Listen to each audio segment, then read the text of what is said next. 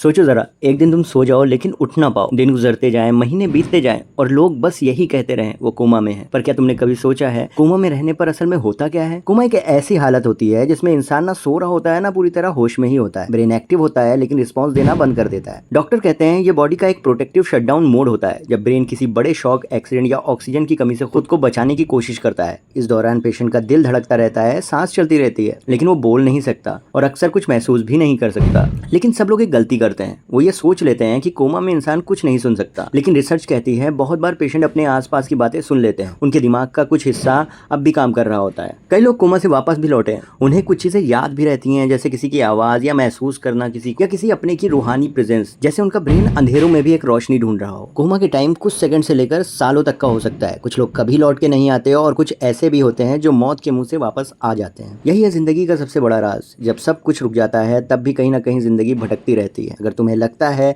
जिंदगी मुश्किल है तो याद रखना, कहीं कोई कोमा में जिंदा होने के लिए लड़ रहा है और हम सबके पास अभी मौका है जीने का, महसूस करने का और शुक्रिया अदा करने का।